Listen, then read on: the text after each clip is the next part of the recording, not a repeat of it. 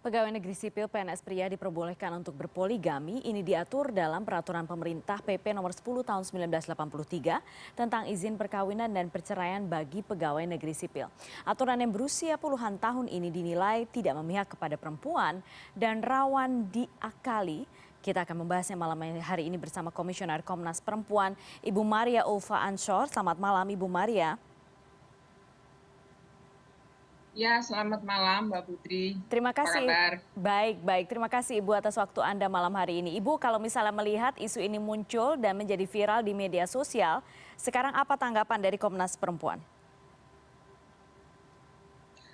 Ya, yang pertama jika mengacu pada Undang-Undang Perkawinan di Indonesia, Undang-Undang Nomor 1 Tahun 1974 tentang perkawinan, itu jelas sekali di situ disebutkan bahwa perkawinan itu pada dasarnya menganut asas monogami. Jadi maka asas ini yang harus dikedepankan dengan baik lah kira-kira sebelum laki-laki, suami ataupun istri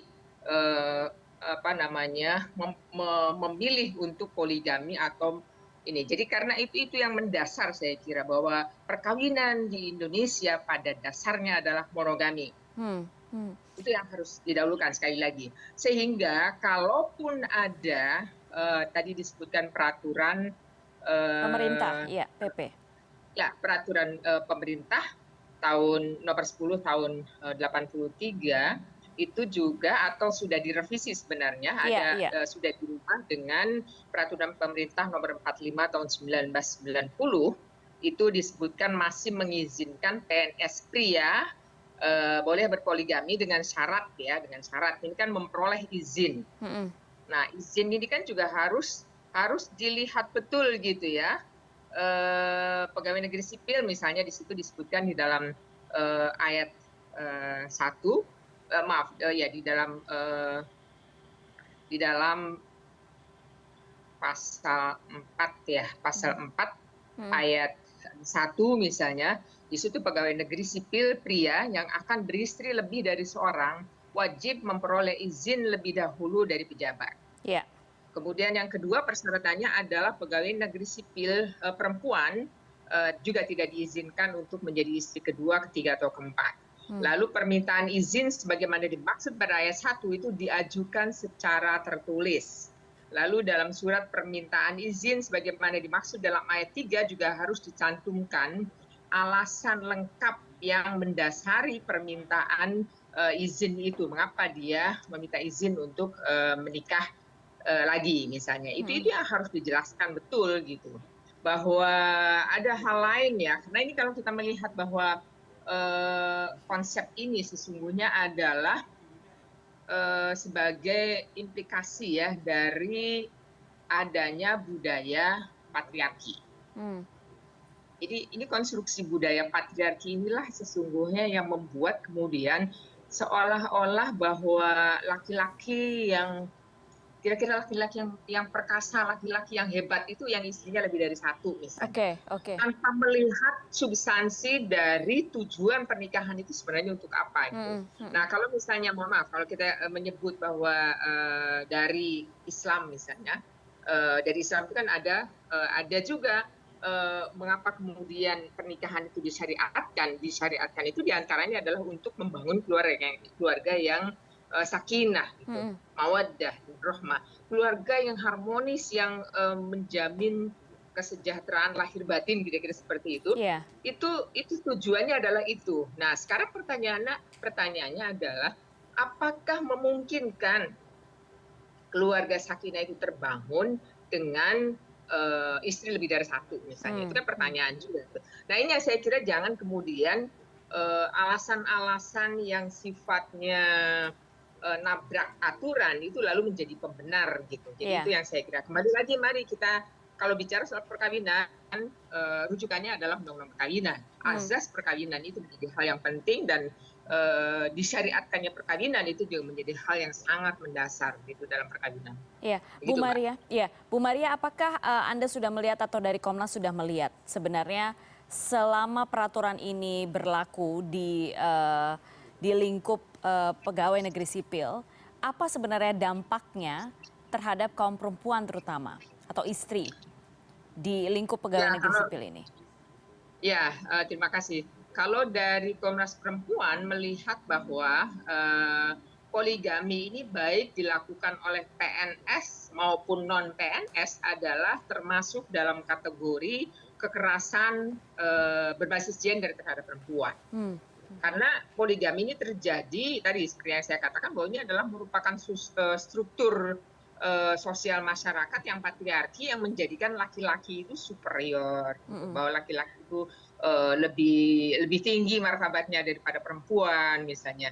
Juga terkait dengan kepemilikan perempuan lebih dari satu dianggap sebagai sebuah simbol status dari seorang laki-laki. Nah, ini yang saya kira konstruksi ini yang harus diubah, direkonstruksi kembali dengan dengan struktur sosial yang lebih adil, lebih beradab, lebih bermartabat, yang menghargai bahwa perempuan itu adalah manusia yang tidak boleh dilakukan Atau diperlakukan ya? Betul, diperlakukan seolah-olah lebih rendah daripada laki-laki. Jadi kesetaraan ini menjadi hal yang sangat penting yang menurut saya itu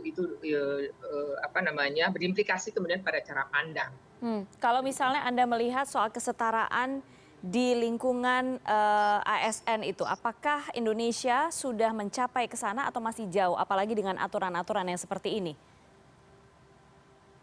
Kalau menurut saya balik lagi ya, aturan ini kan sebagai sebuah mekanisme saja, gitu, bahwa sebuah sistem saja, bahwa ini aturannya sudah dibuat, bahwa bahwa perkawinan itu pada dasarnya adalah monogami, tidak ada perkawinan poligami. Bahwa ada poligami itu kan pengecualian dalam kondisi tertentu, gitu ya. Meskipun saya tidak sepakat sebenarnya dengan pengecualian yang dicantumkan di dalam dengan syarat-syarat itu ya, perkawinan maupun di dalam PP nomor 45 tahun 90, bahwa pengecualiannya adalah jika istri misalnya tidak bisa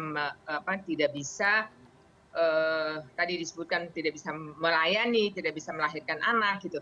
Nah, ini pertanyaan sekali lagi bahwa apakah ketidakberdayaan perempuan itu karena kemauannya?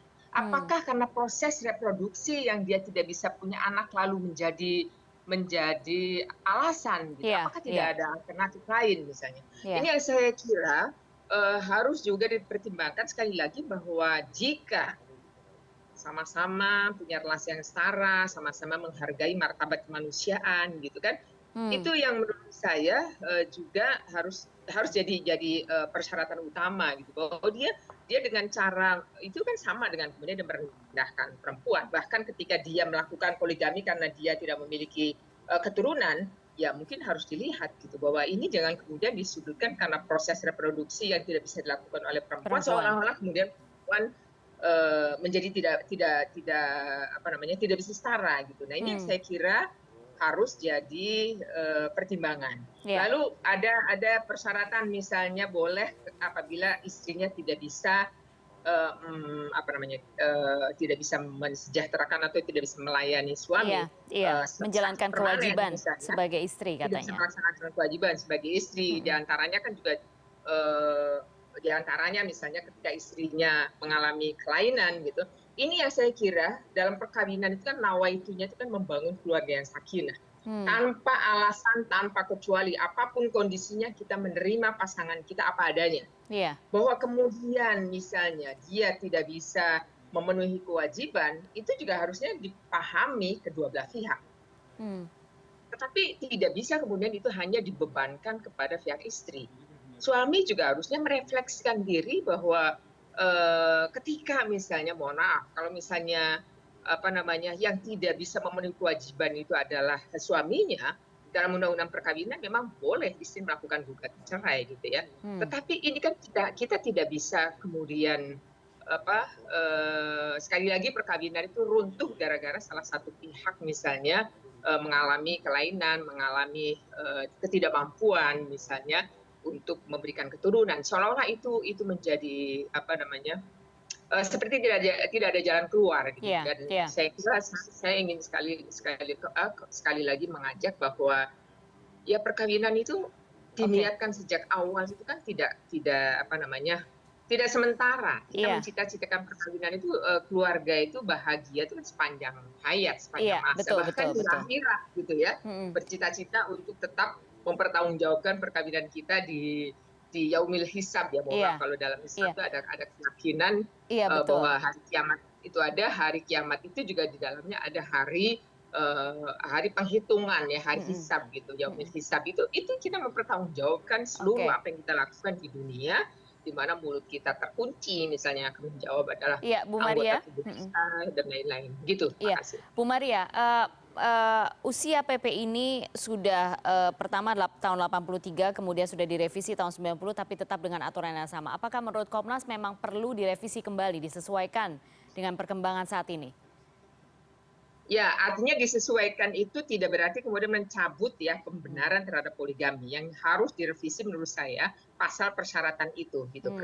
Persyaratan itu harus berlaku timbal balik kalau memang mau ditetapkan gitu. Hmm. Atau kalau perlu diberikan penegasan lagi bahwa makna monogami itu yang harus dipertegas menurut Oke, saya. oke, Sehingga oke. apapun itu tidak ada pengecualian karena dengan Hmm. dalam perkawinan kan ada implikasinya kita punya anak gitu kan. Iya, oke. Ketika anaknya masih kecil, ketika anaknya itu kan juga menjadi bagian yang harus dipertimbangkan. Jadi, menurut saya, kembali lagi, penguatan untuk monogami itu. Hmm. Jadi itu revisinya di situ, bukan revisi kemudian,